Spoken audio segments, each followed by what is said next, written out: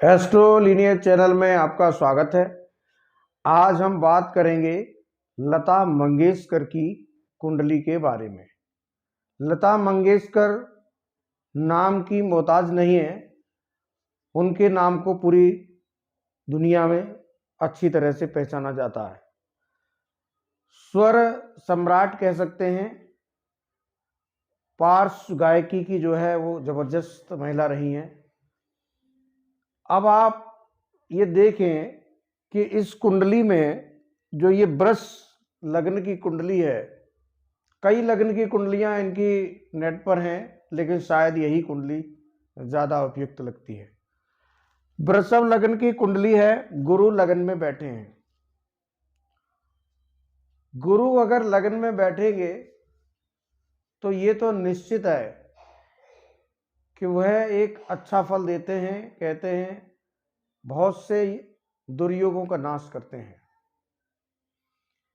लेकिन वृषभ जो लग्न है वो मेहनत की लग्न है। वृषभ लग्न के जो जातक होते हैं वो मेहनत बहुत करते हैं लाइफ में, और उनको मेहनत इसलिए करनी पड़ती है क्योंकि इसकी जो तुला राशि, शुक्र की जो मूल त्रिकोण राशि है वो षष्ठ भाव में पड़ती है। तो छठे होने के कारण से यह लगन मेहनत की बन जाती है।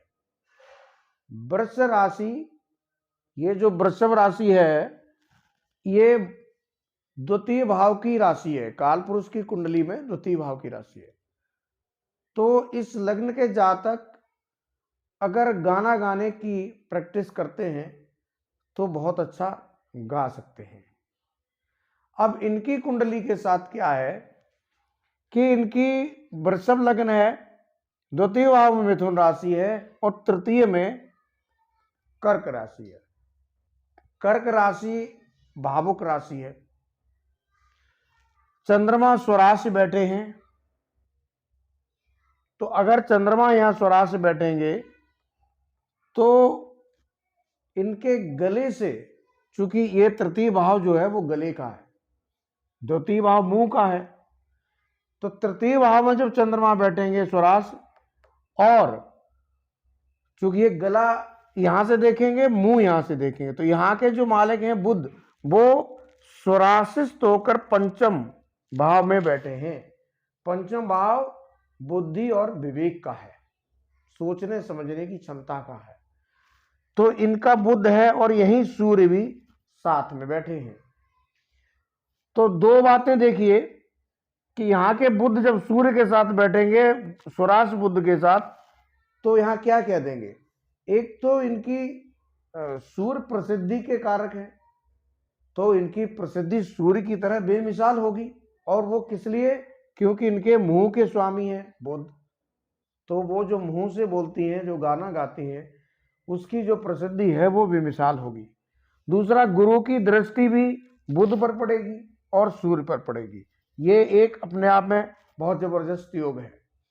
अब यहां इसी के कारण से इनको सरकार से धन का अर्जन होगा, यानी कि सरकार से भी इनको सम्मान प्राप्त होगा, जो कि इनको हुआ है। राज्यसभा से सांसद रही हैं। तो इस तरह से ये जो गुरु और सूर्य बुध का योग है, ये इस तरह से इनका फलीभूत होता है। और जो गाना गाने का योग है वो केवल और केवल यहाँ चंद्र होने से, गाना तो मुंह से गाएंगी तो वो तो है ही, लेकिन चंद्र यहाँ होने से वो स्वर की सम्राट बन जाती है। इनके गले से जो भावुकता निकलती है, जो भावुक गाना के अंदर जो भावुकता दिखाई देती है, वो सिर्फ और सिर्फ यहाँ चंद्र होने के कारण। और ये चंद्र भी जो बैठे हैं वो पुष्य नक्षत्र में बैठे हैं।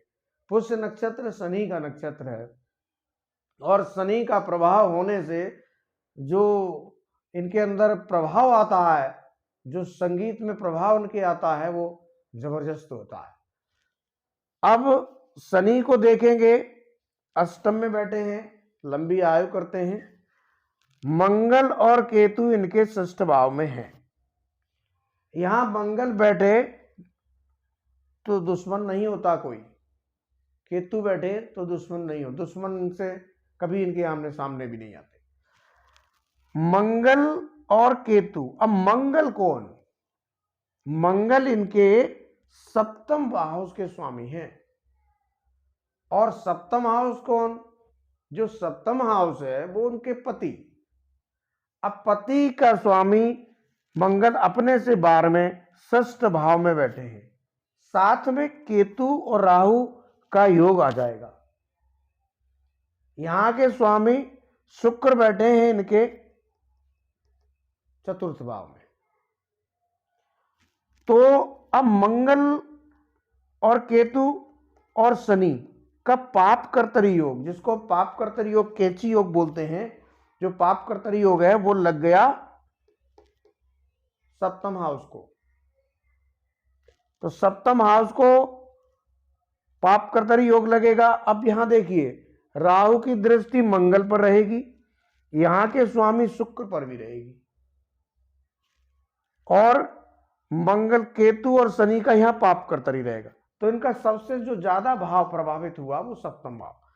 कारक भी गया, मालिक भी गया। तो इसका कारण क्या हुआ? कारण इसका ये हुआ कि ये शादी नहीं कर पाई। अब ये पाप कर्तरी फलीभूत इसलिए और हो गया, यहां दो और जबरदस्त योग हैं कि कर्म भाव के मालिक शनि जो अष्टम चले गए। अगर कर्म भाव का मालिक शनि अष्टम चला जाए तो ये मेहनत बहुत कराता है। तो इन्होंने बचपन में ही बहुत मेहनत की है, एक तरह से परिवार की गाइडेंस इन्होंने ही की है, परिवार पाला है। तो वो ये कारण रहा कि इस कारण से इन्होंने, शनि ने इनकी मेहनत कराई। लेकिन यहां जैसा कि मैंने कहा है कि शनि अगर कुंभ राशि को अपनी दृष्टि से देख लेते हैं तो बुद्धि के बल पर धन का अर्जन कराते हैं। तो शनि अष्टम में बैठे थे, अष्टम से शनि अपने घर को देख रहे हैं, दशम भाव को देख रहे हैं, यहां से तृतीय दृष्टि से कुंभ राशि को देखेंगे। तो ये मेहनत तो अवश्य कराई, लेकिन इन्होंने फिर कर्म को सफल भी कर दिया। शनि की दृष्टि यहां से द्वितीय भाव पड़ेगी, वो भी जो गाने में जो उस तरह के दर्द भरे भाव आते हैं वो यही शनि देते हैं। तो शनि के प्रभाव के कारण, चंद्र के प्रभाव के कारण और बुध के प्रभाव के कारण ही ये इतना अच्छा गाना गा पाती है। तो आपने लता मंगेशकर की कुंडली को समझा कि इनका जो गायन है वो इतना अच्छा क्यों है। आप लोग चैनल को सब्सक्राइब करें, लाइक करें। धन्यवाद।